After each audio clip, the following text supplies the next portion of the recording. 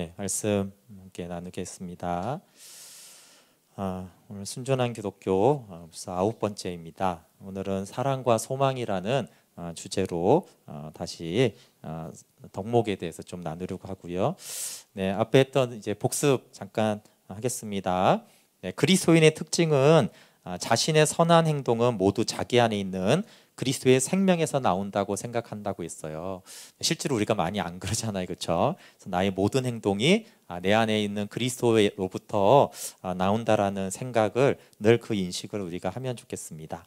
그리고 기독교가 바로 분별력을 갖게 하는 교육 그 자체다라고 했고, 기독교 도덕은 중심, 즉 선택을 내리는 그것을 그 중심을 바꾸어 가는 것이라고 했고, 덕목 자체도 중요하지만 덕목을 이루는 과정이 더 중요하다고 했어요. 덕목을 이루는 과정에서 덕목 자체보다 더 중요한 영혼의 습관이 우리가 이제 배워지는데, 하나님을 의지하는 습관입니다. 즉 최상의 상황에서도 교만하지 않고 자기를 신뢰하지 않고 최악의 경우에도 절망하지 않는 하나님을 의지하는 습관이 훈련됩니다. 네, 그리고 지난주에는 이제 교만에 대해서 좀 얘기했어요. 그래서 이 교만은 혹시 시간 되시면 반복해서 좀 들어보시고 사실 다시 이렇게 좀 설명하고 싶을 정도로 중요한 부분입니다. 우리의 신앙의 여정에서 정말 이제 꼭 알아야 될, 우리가 모르면 덫에 걸리는 그런 것입니다.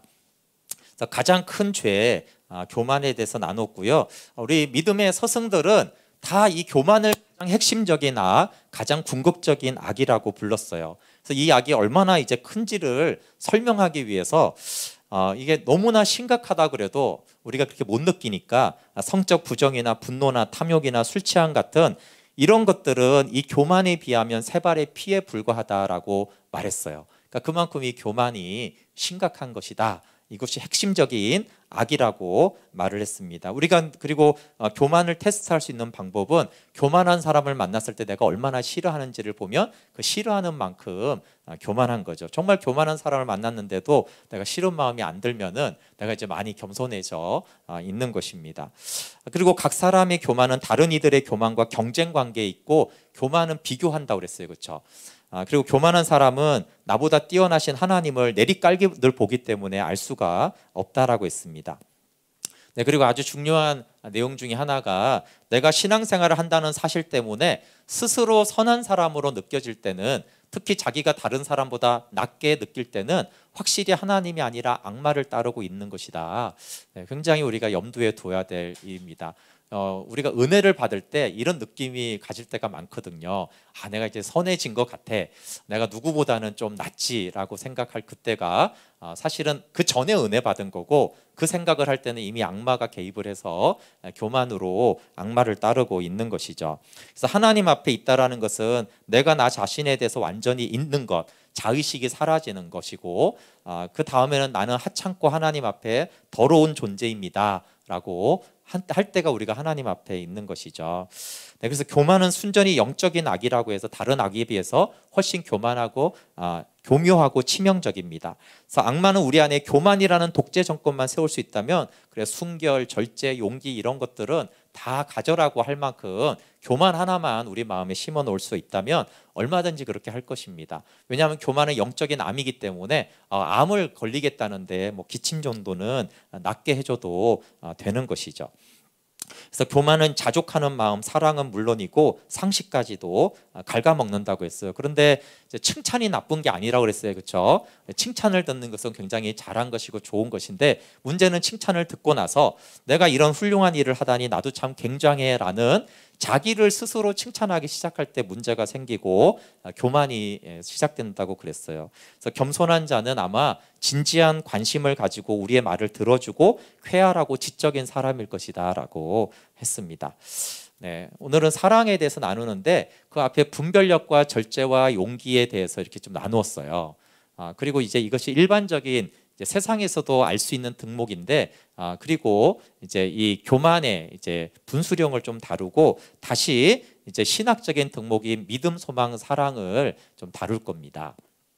그러니까 이 전체 그리스도인이 가져야 될 덕목에 대해서 좀 나누고 있는데, 그 가운데 이게 교만을 좀 다룬 거예요. 왜냐하면 교만이 가장 중요한 적이고 악이고 교만의 문제가 되면 다른 모든 덕목들이 다 사라지기 때문에 이 교만의 문제를 다루고 다시 이제 사랑이라는 주제를 다룹니다.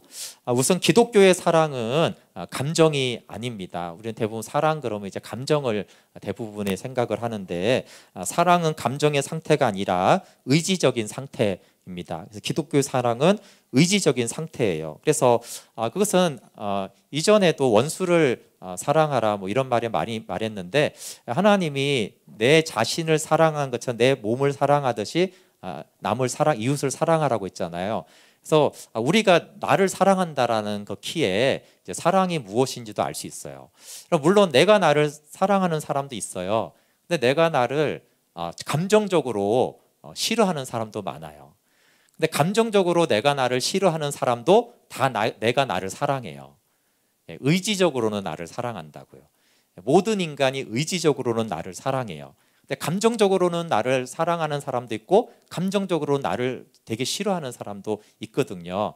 근데 하나님이 내 자신을 사랑하듯이 이웃을 사랑하라고 했는데 그때 내가 나를 사랑하는 것은 의지적인 사랑을 말해요. 그래서 내가 나를 사랑하는 의지적인 사랑은 저절로 됩니다.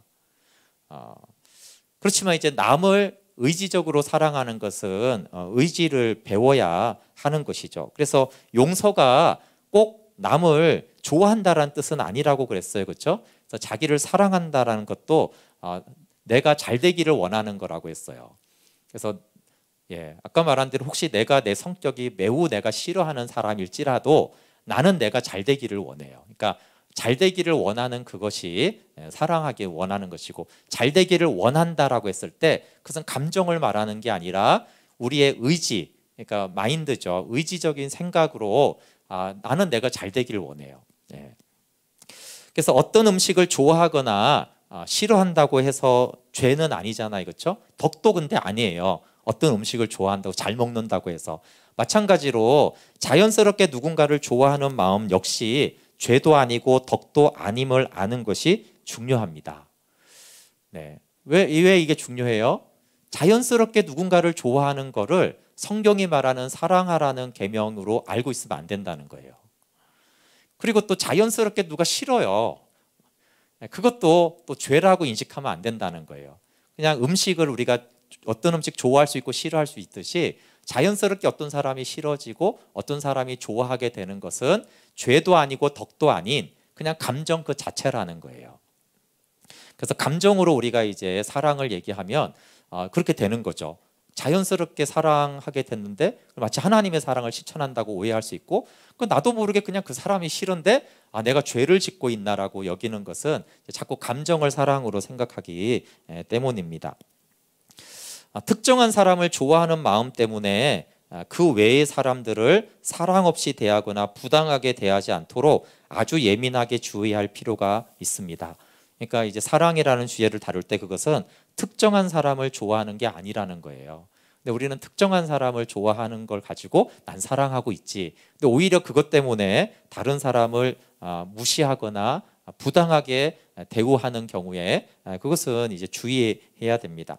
사람을 좋아하는 마음이 생길 때 그 마음을 북돋워야 합니다. 우리가 누군가를 좋아할 때. 그렇지만 인위적으로 애정의 감정을 만들어내려고 애쓰는 것이 곧 사랑하는 길이라고 생각한다면 큰 착각이다. 그러니까 먼저 이제 우리가 알아야 될 것은 감정은 사랑이 아니라는 거예요. 그리고 또 사랑하기 위해서 우리가 사랑하는 감정을 만들어내려고 애쓸 필요가 없다라는 거예요. 근데 우리는 사랑하라고 했으니까 막 사랑하는 감정을 만들어내려고 애를 쓴단 말이에요. 근데 사랑은 감정이 아니니까 사랑하는 감정을 만들어내려고 애쓰는 것이 사랑하는 길이라고 하는 것은 착각이라는 거예요. 그게 사랑이 아니기 때문에 그걸 노력할 필요도 없어요. 그러니까 어떤 사람은 기질적으로 냉정하거든요. 기질적으로 냉정한 사람들은 그렇게 막 사람들이 사랑스러워 보이지 않아요. 그냥 애들을 봐도 그냥 덤덤하고 애기를 봐도 그냥 덤덤해요. 근데 기질적으로 그런 것은 좀 불운한 일이긴 하죠. 아무래도 막 좋아하면 신날 텐데 그렇지만 그건 죄가 아닌 거예요. 그냥 기질적으로 그런 것일 뿐이지 그게 죄는 아닌 거예요. 그러니까 이런 기질의 문제를 죄와 또 기질적으로 사람을 좋아하는 사람을 그건 어떤 덕이라고 생각하는 것은 아니라는 것이죠.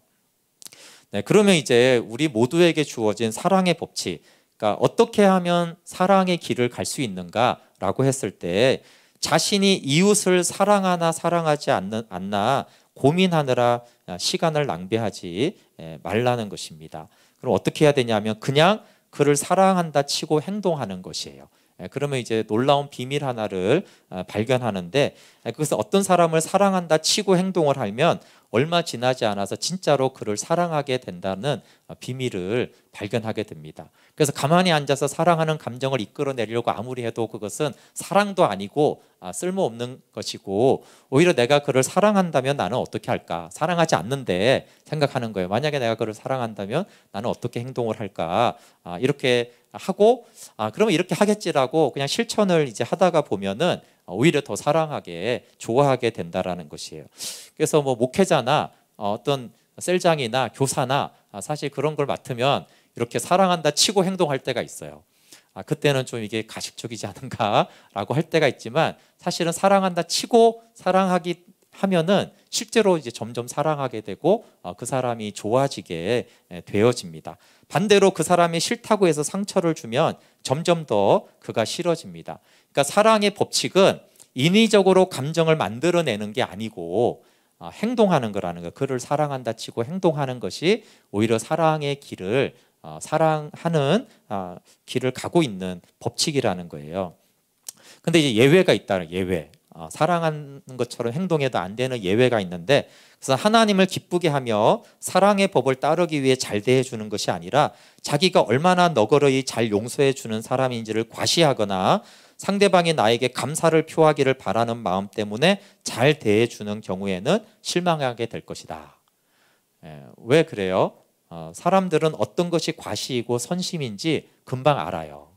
그래서 사랑한다 치고 하나님이 사랑하라고 했으니까 하나님의 말씀에 준행하기 위해서 그냥 잘 대해주면 그것은 이제 사랑이 커지지만, 내가 이제 고맙다는 말을 듣고 싶거나 내가 얼마나 너그러운 사람인지 아량을 베풀어 줄게 이렇게 하면은 상대방이 다 안다는 거예요. 그렇기 때문에 그렇게 하지 않는다는 것이죠. 그래서 하나님이 지으신 존재이기 때문에 나의 행복을 바라듯이 너의 행복을 바라는 마음으로 그냥 잘 대해준다라면 그때마다 우리는 조금씩 더 그를 사랑하게 될 거고, 아니면 적어도 덜 싫어하게 될 거라는 거예요. 그래서 세상 사람들도 자신이 좋아하는 사람들만 친절하게 대합니다. 그럼 그리스도인의 차이는 뭐냐 하면 내가 좋아하는 사람만이 아니라 모든 사람을 똑같이 친절하게 대하려고 애쓰면 되는 거예요. 내가 좋아하는 사람은 좋아하니까 좋아하면 되고, 내가 싫어하는 사람도 좋아하는 사람처럼 대해주는 거, 그것이 그리스도인의 차이고, 그러면 점점 더 좋아하게 되는 거예요. 그래서 독일인이 유대인을 싫어한 이 학살 사건을 보면 이해가 잘 안 되는데, 사실 처음부터 그렇게 미워한 것이 아니라 그 역사적인 과정도 있지만 점점 이제 독일 그 당시에 독일 사람들이 이제 유대인을 미워할수록 점점 더 미워지는 거예요. 그래서 치를 떨 만큼 미워해서 그렇게 학살을 하게 됐다라는 것이에요. 그래서 지금 우리가 생각하는 것은 이해가 안 되지만, 사람이 어떤 대상을 점점 미워하게 되면 더 미워하게 되고, 더 미워하면은 더 미워하기 때문에 그렇게 이제 증오를 할 정도로 무참한 학살을 할 만큼 증오하게 되고, 거꾸로 사랑하게 되면 또 더 사랑하게 되고, 또 더 사랑하면 더 사랑하게 되는 것입니다. 그래서 선과 악은 모두 복리로 증가해요. 이 복리는 돈 이자 늘어나는 거 있잖아요. 많이 늘어나는 걸 복리라고 하는데, 선도 복리로 악도 복리로 증가합니다. 그래서 선을 행하면 선이 증가하고 악을 행하면 악이 계속됩니다. 그래서 오늘 우리가 아주 작은 선행을 행하면 전략적인 요충지를 점령하는 거죠.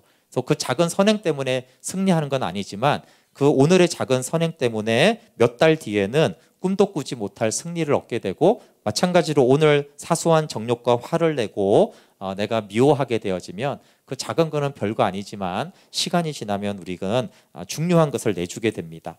그럼 여기서 사랑한다 치고 행동하라는 원리는 사람에게만 해당하는 게 아니에요.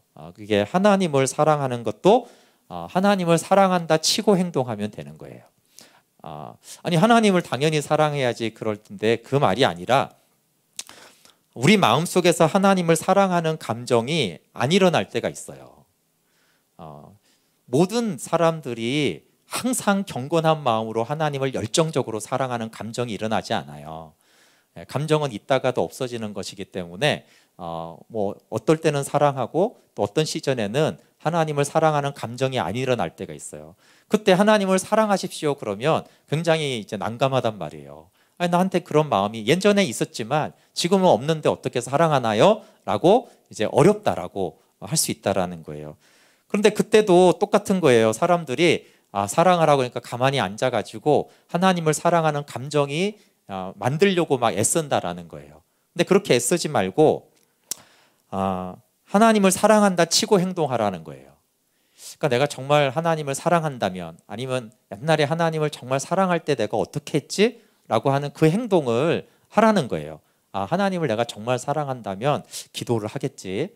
내가 하나님을 정말 사랑한다면 감사하겠지. 그러면 이제 감사하라는 거예요. 내가 정말 하나님을 사랑한다면 한밤의 기도에 가겠지. 그러면 한밤의 기도로 오라는 거예요. 아무 감정이 없을지라도. 그렇게 하나님을 사랑한다고 치고 행동을 하게 되어지면 하나님을 향한 사랑이 일어난다는 거예요. 그리고 중요한 것은 그 자체가 하나님을 사랑하는 길이에요. 그러니까 하나님은 네가 나를 사랑하는구나 라고 한다라는 거예요. 그래서 어떻게 하나님을 사랑하게 될까? 어떻게 열정을 회복할까? 어떻게 첫사랑을 회복할까라고 했을 때 이미 내가 첫사랑을 회복했다면 나는 어떻게 할까를 하고 그렇게 행동하는 것이 하나님을 사랑하게 되는 것이에요. 끊임없이 경건한 감정을 느끼는 사람은 없습니다. 그러니까 이 감정이 있고 없고는 모두가 그렇다는 거예요. 그러니까 더 중요한 사실은 하나님은 우리의 감정에 관심이 없다라는 거예요. 하나님은 우리의 의지적인 선택에 관심이 있는 것이지 우리의 감정에 감동하는 게 아니라는 거예요. 그러니까 우리의 감정이 없을지라도 하나님을 의지적인 사랑을 선택해서 하나님께 나오고 하나님을 찾고 하나님의 말씀을 순종하려고 하면은 그것이 사랑이라는 거예요. 그래서 하나님은 감정이 주된 관심사가 아닙니다. 그래서 하나님을 향한 사랑이든 인간을 향한 사랑이든 기독교적인 사랑은 의지의 문제예요. 그러니까 하나님의 뜻을 행하려고 노력한다라면 주 너의 하나님을 사랑하라는 계명에 순종하고 있는 거예요. 다시요. 하나님을 향한 감정이 일어나야지 사랑하는 게 아니라 하나님을 사랑하려고 노력하고 있잖아요. 너무 메마른데도 기도하러 나왔어. 그러면 그거 자체가 지금 사랑하고 있다라는 거예요. 그런데 다른 차이는 하나님을 사랑하는 감정이 생기면 내가 하나님께 나가야겠지. 이렇게 하는 건 사랑하지 않는다라는 거예요. 근데 내가 하나님을 메마르고 힘들지만 하나님을 사랑하니까 또 사랑해야 되니까 나는 사랑하러 나가겠어. 그러면 이미 그 자체가 감정이 생기지 않아도 이미 하나님을 사랑하라는 말씀에 순종하고 있기 때문에 이미 하나님을 사랑하고 있다라는 것이에요. 감정은 하나님이 원하시면 그 감정을 주시겠죠. 근데 하나님이 받으시는 것은 감정을 받는 게 아니기 때문에 그 감정이 있든 없든 하나님은 그 사랑을 받으신다라는 거예요. 감정이 필요하면 하나님이 주시니까 그것은 하나님의 영역입니다. 그렇지만 이제 하나님의 사랑은 우리의 사랑과는 좀 다릅니다. 하나님의 사랑은 우리의 죄나 무관심에 지치지를 않습니다. 하나님께 어떤 대가를 치르게 한이 있더라도 우리 죄를 치료하겠다라는 결심을 완수할 때까지 단 한 걸음도 뒤로 물러서지 않습니다. 우리는 무관심하고 우리가 죄를 지으면 우리는 이렇게 싫어하는 마음이 생기는데 하나님은 우리를 죄가 짓고 아무리 하나님 무관심합니다, 관심 없습니다. 그래도 지치지 않고 우리를 사랑하세요. 근데 그 지치지 않는 사랑이 우리가 우리의 죄를 치료하겠다는 결심을 완수할 때까지 물러서지 않으세요. 이 말은 정말 복음이면서도 우리 가운데 좀 한숨이 나오게 하는 거예요. 우리의 죄를 고쳐야 되기 때문에 하나님이 징계를 하시는 것이죠. 왜냐하면 물러설 수가 없으니까. 그래서 징계하시면서까지 우리 죄를 치료하십니다. 왜냐하면 우리에게 자신을 줘야 되니까. 내가 너에게 나를 줄 때까지 나는 물러서지 않겠다라고 하는 것이죠.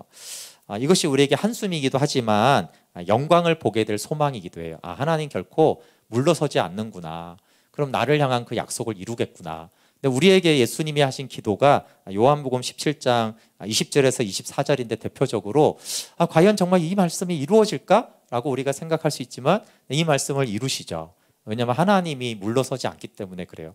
만약에 니네가 그렇게 해라, 하나님 물러서시고 니네가 그렇게 해라 그러면 우리는 할 수 없습니다, 이건 안 됩니다라고 하겠지만, 하나님이 내가 이렇게 하겠다라고 하고 나는 이렇게 하기 위해서 나는 너 물러서지 않겠어, 너한테 어떤 일을 하서든 인생 막대기와 채찍을 들어서더라도 나는 이 일을 이루겠다라고 하기 때문에 또 이것이 우리의 소망이 되기도 합니다. 네, 내가 비옵는 것은 이 사람들만 위함이 아니요 또 그들의 말로 말미암아 나를 믿는 사람들도 위함이니 아버지여, 아버지께서 내 안에 내가 아버지 안에 있는 것 같이 그들도 다 하나가 되어 우리 안에 있게 하사 세상으로 아버지께서 나를 보내신 것을 믿게 하옵소서. 내게 주신 영광을 내가 그들에게 주었사오니 이는 우리가 하나가 된 것 같이 그들도 하나가 되게 하려 함이니이다. 네, 곧 내가 그들 안에 있고 아버지께서 내 안에 계시어 그들로 온전함을 이루어 하나가 되게 하려 함은 아버지께서 나를 보내신 것과 또 나를 사랑하신 같이 그들도 사랑하신 것을 세상으로 알게 하려 함이로소이다. 아버지여, 내게 주신 자도 나 있는 곳에 나와 함께 있어 아버지께서 창세전부터 나를 사랑하심으로 내게 주신 나의 영광을 그들로 보게 하시기를 원하옵나이다. 네, 창세전부터 아들을 사랑하심으로 주신 그 영광을 우리로 보게 하시는 이 일을 하나님은 물러서지 않고 이루실 것입니다. 불가능할 것 같은 이 말씀을 주님이 이루실 것입니다. 이것이 우리의 소망이고요. 네, 그 다음 주제가 이제 소망입니다. 소망은 영원한 세계를 계속 바라보는 거예요. 영원한 세계를 계속 바라보는 거. 그러니까 영원한 세계를 계속 바라보는 것은 그리스도인이라면 마땅히 가져야 할 자세 중에 하나입니다. 이 영원한 세계는 현재적으로도 바라보고, 그렇지만 또 천국에 우리가 죽은 다음에 아니면 재림했을 때 올 그 영원한 세계도 둘 다를 포함하는 말이에요. 근데 이제 흥미로운 것은 역사적인 교훈을 우리가 살펴보면은 이 세상을 위해 가장 많이 일한 그리스도인들은 다음 세상에 대해 가장 많이 생각했던 이들이에요. 참 의외죠? 다음 세상을 항상 생각했던 사람들은 이 세상을 위해 가장 많은 일을 했어요. 그래서 사도들이나 초대 교부들이나 노예 제도를 폐지시킨 영국의 복음주의자들이 지구상에 흔적을 남긴 것은 그들의 마음이 늘 천국에 사로잡혀 있었어요. 그래서 그리스도인들이 다음 세상에 대해서 더 이상 생각하지 않게 되면서 기독교는 세상에서 그 힘을 잃고 말았다는 거예요. 오히려 그리스도인들이 이 세상의 삶만 생각하면 이 세상에서 영향력을 잃어버려요. 근데 다음 세상을 생각하고 영혼을 계속 바라보면은 오히려 이 세상에 수많은 하나님 나라의 흔적을 남긴다라는 것이에요. 그래서 오늘날 중요한 이슈 중에 하나잖아요. 교회가 그리스도인이 세상의 영향력을 잃어버렸다. 네, 얼마 전에 갤럽 리서치가 있었어요. 정말 심각할 정도로 교회의 어떤 사회적인 기능들이나 또 교회에 대한 관심이 많이 사라졌어요. 근데 그것이 말하는 거는 오히려 그러면 교회 우리 그리스도인들이 영원한 세계를 바라보지 않게 되었다라는 거예요. 천국을 마음에 품지 않게 되었다라는 것을 뜻하기도 해요. 더 이상 천국을 품지 않으면서 더 이상 이 세상에 소금과 빛의 역할을 할 수가 없게 되었다는 거예요. 그래서 천국을 지향하면 세상을 덤으로 얻지만 세상을 지향하면 둘 다 있습니다. 그래서 우리가 천국을 지향하면 천국도 얻고 이 세상에도 그리스도의 나라를 이루는데, 세상을 지향하면 둘 다 잃어버리는 비극이 있어요. 근데 그리스도인들이 이 세상에 속하고 이 세상을 찾고 이 세상에 속해서 살아가면은 천국도 잃어버리고 이 세상도 잃어버리는 비극이 일어나는 것이죠. 네, 천국을 지향한다라는 것은 이제 소망을 품는 거예요. 그 소망에는 뭐냐면 갈망에 대한 만족이 있어요. 그런데 세상이 채울 수 없는 갈망이 이 세상에 존재합니다. 세상은 우리가 바라는 것을 주겠다고 약속하지만 결코 그 약속을 지키지 못해요. 우리가 사랑에 처음 빠지거나 아니면 아름다운 경치를 처음 볼 때나 아주 흥미로운 과목이나 어떤 기술들을 막 배우기 시작할 때는 솟구치는 갈망이 있어서 이 갈망이 마치 채워질 것 같아요. 그런데 사랑해서 결혼해도 아름다운 경치를 봐서 전 세계를 여행을 해도 흥미로운 과목을 배워서 기술자가 되어도 그 갈망은 다 채워지지가 않아요. 그래서 이것은 실패한 걸 말하는 게 아니에요. 최고의 결혼을 했고 매우 놀라운 곳을 여행을 했고 아름다운 여행을 했고 최고의 배움을 가졌어도 결국 그 갈망은 채워지지 않습니다. 처음에는 이게 잡은 것 같았지만 결국은 현실이 되면 다 사라져 버리거든요. 그래서 이 채워지지 않는 갈망, 무언가 아쉬울 때 어떻게 하는가가 사람마다 다 다른데 모든 사람은 이 채워지지 않는 갈망이 있어요. 그럼 이제 채워지지 않는 이 갈망을 이제 세 가지 형태로 대처를 하는데 어리석은 사람이 택하는 방식, 가장 많은 다수가 사실 이 방식을 택합니다. 모든 탓을 환경에 돌립니다. 이 갈망이 채워지지 않는 것은 환경 탓이야, 이 나라 탓이야, 저 사람 탓이야, 이렇게 하는 거예요. 그래서 계속 다른 여자를 만나거나 호화로운 여행을 하거나 돈을 벌려고 하거나 집이나 차를 사고 계속 환경을 바꿔서 이것을 채우려고 하는 거예요. 근데 아무리 환경을 바꿔도 결국 채워지지 않는 갈망이기 때문에 이것은 이제 어리석은 사람이 택하는 방식인데 안타깝게도 생각을 해보면 대부분이 다 이 어리석은 사람에 속해요. 소수가 이 두 번째를 택하죠. 환멸에 빠진 지각 있는 사람, 매우 똑똑한 이 공부 잘한다는 게 아니라 이 세상에서 굉장히 지혜 있는 사람들이 하는데 이 사람들은 모든 것은 환상이라는 결론을 일찍 내립니다. 이 세상은 다 환상이야. 이 세상에 집착하면 안 돼. 이렇게 하는 거예요. 그래서 현실에 안주한 채 매사에 지나치게 기대하지 않는 법을 배우고 환상을 쫓는 기능을 억누릅니다. 그래서 자신은 더 행복하게 지내고 사회에 해를 끼치지 않고 무난하게 지내요. 우리는 이런 사람을 도가 텄다 이렇게 이제 사실 말하는데 이 사람은 만약에 인간이 영원히 사는 존재가 아니라면 이것이 최선의 선택일 거예요.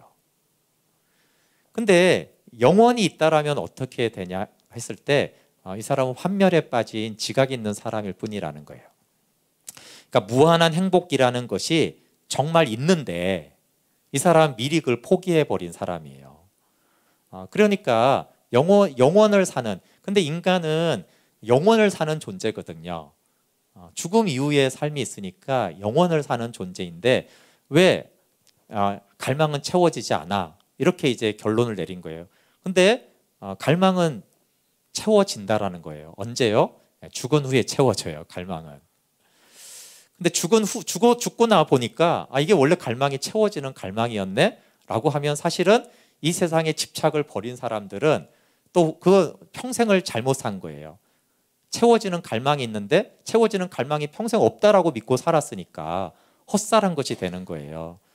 그러니까 죽은 후에 그런 행복을 누릴 수 있는 기능을 내가 평생 억누르면서 살아왔구나 라고 생각하기 때문에 이 사람도 이 세상에서는 좀 뛰어난 사람이지만 환멸에 빠진 지각 있는 사람입니다. 그러면 그리스도인들은 어떻게 이제 생각을 해야 되는가? 이게 이제 중요하죠. 소망에 대한 것이에요. 그리스도인은 소망에 대해서 이렇게 말해요. 피조물이 태어날 때부터 느끼는 욕구가 있다면 그 욕구를 채워줄 것 또한 있는 것이 당연하다라는 거예요. 왜 그러냐면 아이는 배고픔을 느끼니까 음식이라는 것이 있잖아. 새끼 오리는 헤엄치고 싶어 하니까 물이 있어. 사람은 성욕을 느끼니까 성관계가 있지. 모든 하나님이 이 땅을 만드신 방식이 이런 방식이란 말이에요. 그러니까 갈증이 있으니까 물이 있고, 그러니까 원리를 보면은 뭔가 우리한테 갈망이 있으면 그 갈망이 이루어지는 뭔가가 또 있단 말이에요. 이 세상의 원리를 봤을 때. 그러니까 욕구가 있다면 욕구를 채워줄 것 또한 있는 것이 당연하다는 것이에요. 그런데 이 세상에서 채워진다고요? 안 채워진다고요? 안 채워진다는 거예요. 이상하다. 욕구가 있으면 욕구를 채워주는 게 있는데 이 세상을 아무리 살아보고 수많은 사람들이 살았지만 그게 안 채워져요. 그러니까 그런데 만약 이 세상에서 경험하는 것들로 채워지지 않는 욕구가 내 안에 있다면 그건 내가 이 세상이 아닌 다른 세상에 맞게 만들어졌기 때문이라는 것이 가장 그럴듯한 얘기일 것이다. 영에 대해서 말하는 거죠. 영혼에 대해서. 그러니까 이 갈망은 다른 세상에서 채워지도록 만들어졌다라는 거예요. 그러니까 왜 다른 거는 다 갈망이 있으면 갈망이 채워지는 것이 있는데 왜 인간의 영혼의 갈망은 만족시켜주는 게 없냐 이거예요. 그거는 다른 세상에서 만족이 되기 때문에 그런 걸 거라는 거예요. 그러면 어떤 결론을 내릴 수 있냐면 그러면 이 지상의 쾌락은 처음부터 이 욕구를 채우기 위해 생긴 게 아니라 다만 이 욕구를 일깨워주고 진짜 쾌락이 어떤 건지 암시해 주려고 생긴 걸 거야. 그러니까 배고프면 음식이 있어서 만족하는 거는 진짜가 아니라 우리의 영혼의 진짜 만족을 암시해 주는, 우리가 쓰는 표현은 모형과 그림자 역할을 하는 걸 거라는 거예요. 그러면 이제 이런 결론에 내릴 수 있다는 거예요. 그렇다면 한편으로는 이 지상의 축복들을 무시하지 않고 다른 한편으로는 이런 쾌락들이 복사판이나 메아리에 불과하다는 걸 잊지 말아야겠다. 그러니까 이 지상의 축복들은 모형과 그림자이기 때문에 중요하다라는 거예요. 그러니까 무시해서는 안 되죠. 근데 아까 집착을 버린 사람들은 어땠다고요? 이 세상의 거를 축복을 무시해요. 어차피 안 채워지는 이런 거는 다 이런 걸 기대하면 안 되는 거야. 포기해야 돼 일찍. 이렇게 한다라는 건데 모형과 그림자도 무시하면 안 된다라는 거예요. 오히려 그리스도인들은. 그리고 두 번째, 다른 한편으로는 이런 쾌락들이 복사판이나 메아리에 불과하다는 것을 잊지 말아야 한다. 이건 첫 번째 어리석은 사람들이죠. 이 세상을 진짜로 알고 있고 이 세상에서 진짜 만족을 찾기 위해서 여기저기 헤매고 다니고 그렇게 욕심을 부리고 투쟁하듯이 살아가는 그것도 미련한 거라는 거예요. 근데 그렇게 우리는 살지 않고 이런 쾌락들, 이 세상에서 누릴 수 있는 거는 복사판이나 메아리다. 메아리라는 설명에 참 잘했죠. 메아리, 진짜가 있는데 그래서 이제 반사된 그 소리잖아요. 그러니까 이 땅에서 우리가 돈이나 차나 사랑이나 어떤 것들로 채워지는 거는 메아리를 우리가 경험하고 있는 거죠. 그럼 메아리가 있으면 진짜가 있을, 메아리 소리 낸 그 소리가 진짜가 있을 거니까 이 메아리라는 것을 잊지 말아야지. 그러니까 우리가 뭔가를 먹었을 때 맛있을 때 이건 메아리를 먹었기 때문에 진짜 내 영혼의 배고픔을 채워줄 내 영혼의 목마름을 채워줄 진짜가 있다라는 내가 이제 메아리를 경험한 것이죠. 네, 그럼 마지막에 진짜 고향을 그리워하는 욕구는 죽은 후에야 채워질 수 있는 것이니만큼 이 갈망이 사라지지 않도록 잘 지켜야겠다. 이게 소망이라는 거예요. 소망. 아까 집착을 버린 사람은 소망을 버린 사람이라는 뜻이에요. 네. 그리고 이제 어리석은 사람은 이 땅에서 이 소망이 이루어질 거라고 믿는 거예요. 근데 소망은 천국에서 완전하게 이루어지는 것이거든요. 그래서 이 갈망이 사라지지 않도록 해야지. 그리고 나 자신이 그 나라, 소망을 가지고 그 나라를 향해 갈 뿐 아니라 다른 사람들도 그 나라를 향해 나아가도록 돕는 일을 내 삶의 주된 목표로 삼아야겠다. 이게 이제 소망이 있는 사람이라는 거예요. 그래서 이 결론 때문에 소망을 가진 자, 천국의 마음이 있는 자는 이 세상에도 영향력이 있어요. 나 자신도 천국을 향해 가고 다른 사람도 천국에 가도록 돕기 때문에 이 세상의 소금과 빛의 역할을 하는 거예요. 그런데 다음 세상 천국을 품지 않으면 어떤 사람이 돼요? 그 앞에 있었던 어리석은 사람이 돼요. 이 세상에서 모든 것이 있고 이 세상의 돈과 사람과 명예와 성공으로 모든 것을 얻을 수 있다라는 사람이 됐어요. 그러니까 그리스도인이 어리석은 사람이 돼버렸단 말이에요. 근데 어리석은 사람이 어떻게 이 땅에 하나님 나라의 흔적을 남기겠어요? 그러니까 사도들을 생각해 보면 늘 천국을 바라보았기 때문에 하늘을 소망했고 천국을 소망했기 때문에 어떻다고요? 나 자신을 거기로 가면서 다른 사람들도 그곳으로 가도록 도왔던 사람이라는 거예요. 그것이 이제 이 세상에서도 오히려 변화를 주고 그것을 돕다 보니까 로마가 기독교를 많은 사람이 번지게 되었고 많은 사람을 진리 가운데 인도하게 됐고 그것들이 세상 문명까지도 바꾸는 그런 일들을 했다라는 것이에요. 그래서 왜냐하면 나도 그 나라로 향해 가고 다른 사람들을 글로 가는 거 돕는 일들이 사실은 이 세상을 변화시키고 하나님 나라로 영혼을 구원하는 일들을 했기 때문에 천국을 마음에 품었던 사람들은 한결같이 이 세상에 흔적을 남겼습니다. 그러니까 노예제도를 폐지하고 이런 것들도 천국에 대한 소망이 있는 사람들 그리고 다른 사람을 천국으로 인도할 그 사람들은 그런 것들을 불법한 제도들이나 억압이나 이런 것들을 개선하는 일들을 한 것이라는 거예요. 마지막으로 이제 천국에 대한 우리가 소망해야 될 천국에 대해서 이렇게 말하는 사람들이 있어요. 나는 영원토록 하프나 타면서 살고 싶지 않다. 이러면서 그리스도인들이 가진 천국의 소망을 좀 우습게 천국에 가면 영원토록 노래만 해야 되는데 나는 노래 안 좋아하는데 이런 것인데 성경에서 천국의 이미지들은 표현할 수 없는 것을 표현하기 위해서 상징적으로 동원된 것이죠. 예를 들어서 음악, 계시록에 보면 음악이 있어요. 천국에는 음악은 황홀감과 무한함을 많은 사람들에게 강력하게 암시하기 때문에 사용된 것이고, 이 면류관은 하나님과 연합된 사람들이 그의 광채와 능력과 기쁨을 함께 누린다는 것을 알려주기 위해서 사용된 것이고, 그리고 금길 막 이렇게 나오는 것은 천국의 영원함과 귀중함을 알려주기 위해서 사용한 상징들이라는 거예요. 그래서 이 상징들만 생각을 하고 상징이 말하는 진짜 천국을 소망해야 된다. 네, 그 맞는 말이죠. 뭐 음악을 천국에 기껏 음악밖에 없고 문자 그대로 금길이 뭐가 좋겠어요. 이 땅에 금이 없으니까 금이 비싸지. 다 금인데 금 있어서 뭐 하겠어요. 그런 게 아니라 그 상징하는 것이 소망이니까 우리가 성경을 보면서 이 천국을 사실은 이 땅의 한계적인 만물 안에 있는 것으로 만물이 영원한 것을 설명하고 있는 것이죠. 그래서 이 천국의 이미지를 통해서 우리가 소망해야 될 그 천국은 어떤 모습인지, 그 영원한 나라는 어떤 것인지를 바라보는 것이 소망입니다.